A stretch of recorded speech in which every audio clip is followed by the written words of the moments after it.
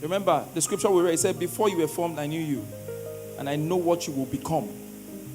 Before you were formed, even before you were formed in your mother's womb, I know you. He knows what you and I will become. So how do you know the will of God? When you know the will of God, that is when you can align. That is when you can stay on the track.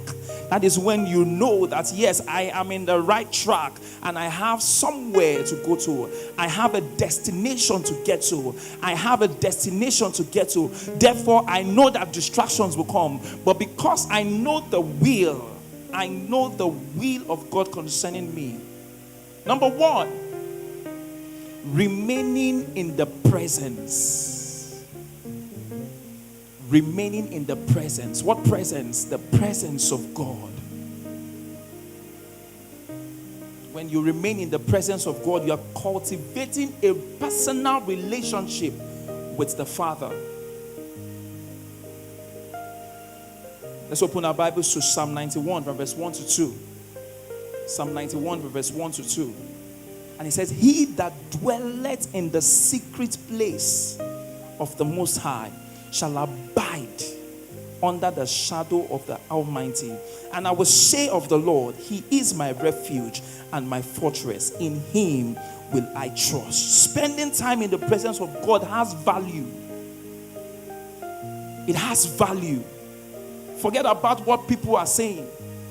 Oh, you are wasting so much time in church. You are wasting so much time in... There is no day that you will spend time in the presence of God that you will leave the same way that you have come. There is always value. You will take something home.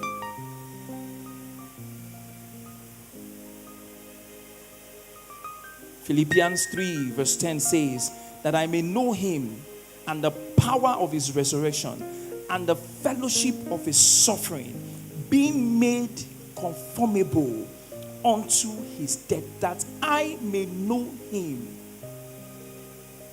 When you get home tonight, you tell the Lord that I may know you. Let me remain in your presence so that the will of the Father can be revealed to me. The will of the Father can be revealed to me. Number 2, winning souls for the kingdom. Winning souls for the kingdom. Last week when we were having the boost service, we had a conversation about having a personal time. Because while we're talking about, the church organized evangelism day for everybody to come around to preach the gospel. Most people, they say, those particular days are days for my business. I don't have the time. I am paying for shop rents. My customers will be waiting for me. So I asked the question,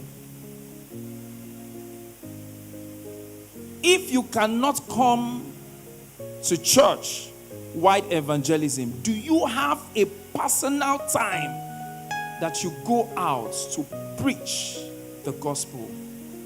As a believer, there is a, what's the word again? There is a commandment. It says, go ye into the world. It's not saying that. Yes, it is important that we go as a family, but it is an assignment for every believer. Go ye into the world and preach the gospel.